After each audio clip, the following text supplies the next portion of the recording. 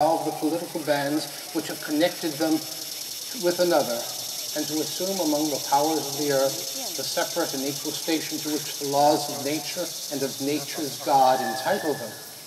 A decent respect to the opinions of mankind requires that they should declare the causes which impel them to the separation.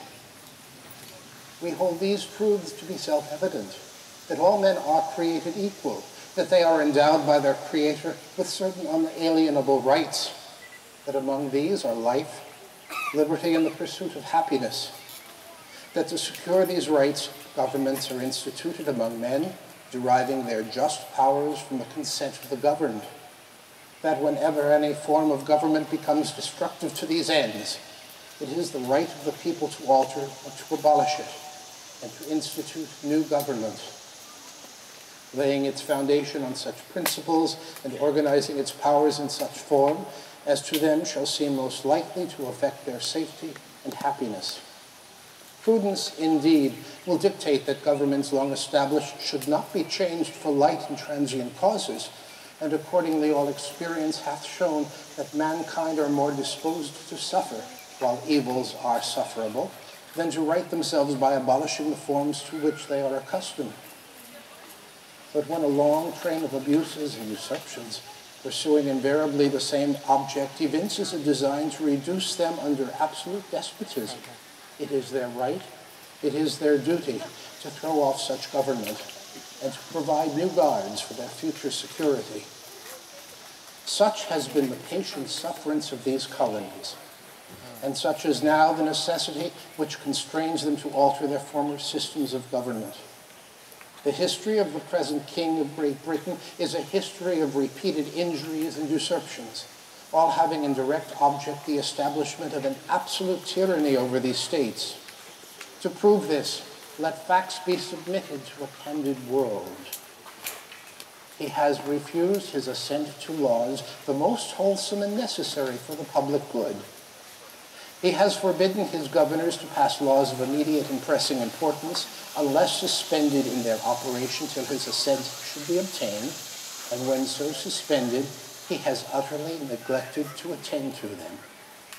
He has refused to pass other laws for the accommodation of large districts of people unless those people would relinquish the right of representation in the legislature, a right inestimable to them and formidable to tyrants only.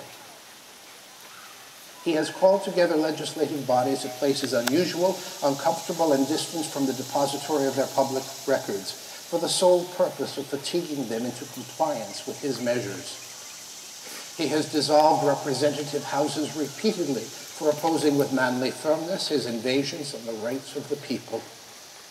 He has refused for a long time after such dissolutions to cause others to be elected, whereby the legislative powers, incapable of annihilation, have returned to the people at large for their exercise, the state remaining in the meantime exposed to all the dangers of invasion from without and convulsions within.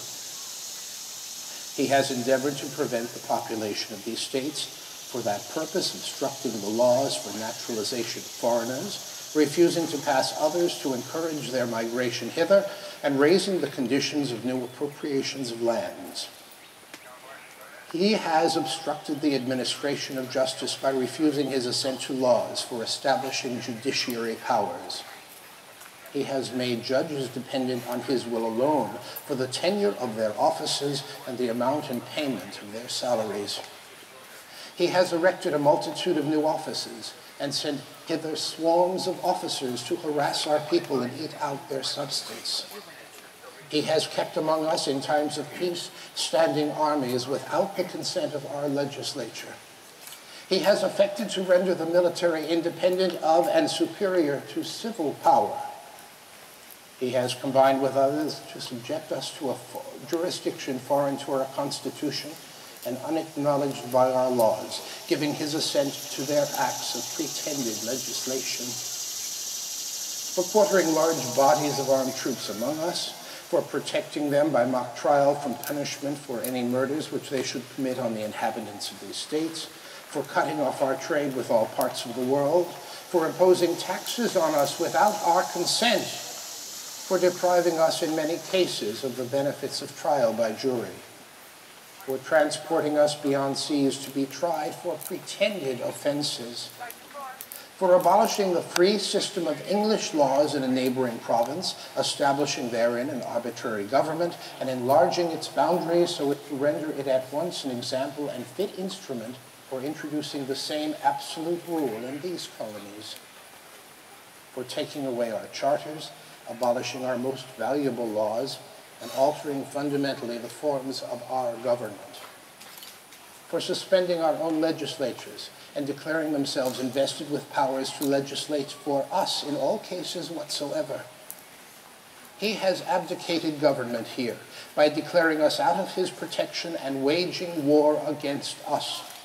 He has plundered our seas, ravaged our coasts, burned our towns, and destroyed the lives of our people. He is at this time transporting large armies of foreign mercenaries to complete the works of death, desolation, and tyranny already begun with circumstances of cruelty and perfidy scarcely paralleled in the most barbarous ages, and totally unworthy the head of a civilized nation. He has constrained our fellow citizens taken captive on the high seas to bear arms against their country, to become the executioners of their friends and brethren, or to fall themselves by their hands. He has excited domestic insurrections among us and has endeavored to bring on the inhabitants of our frontiers the merciless Indian savages whose known rule of warfare is undistinguished destruction of all ages, sexes, and conditions. In every stage of these oppressions, we have petitions for redress at the most humble terms. Our repeated petitions have been answered only by repeated injury.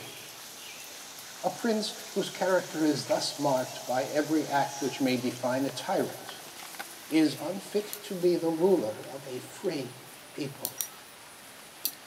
Nor have we been wanting in attention to our British brethren. We have warned them from time to time of attempts by their legislature to extend an unwarrantable jurisdiction over us. We have reminded them of the circumstances of our emigration and settlement here.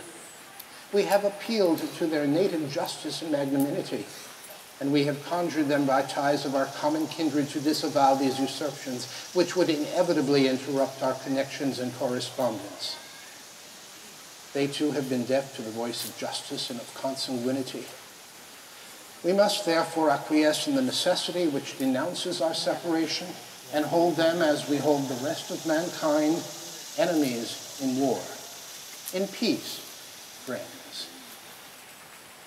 We, therefore, the representatives of the United States of America, in General Congress assembled, appealing to the Supreme Judge of the world for the rectitude of our intentions, do, in the name and by the authority of the good people of these colonies, solemnly publish and declare that these united colonies are, and of right ought to be free and independent states, that they are absolved from all allegiance to the British Crown, and that all political connection between them and the state of Great Britain is and ought to be totally dissolved. And that as free and independent states, they have full power to levy war, conclude peace, contract alliances, establish commerce, and to do all other acts and things which independent states may of right do. And for the support of this declaration, with a firm reliance on the protection of divine providence, we mutually pledge to each other our lives, our fortunes, and our sacred honor.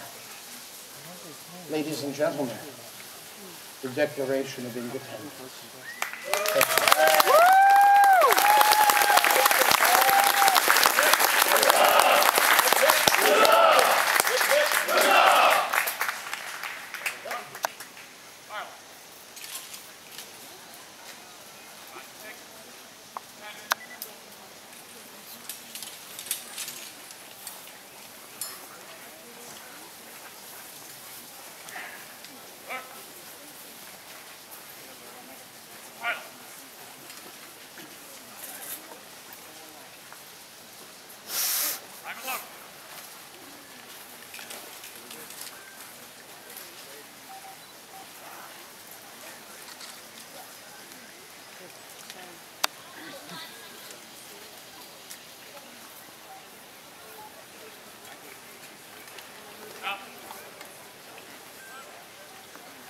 We are, in fact,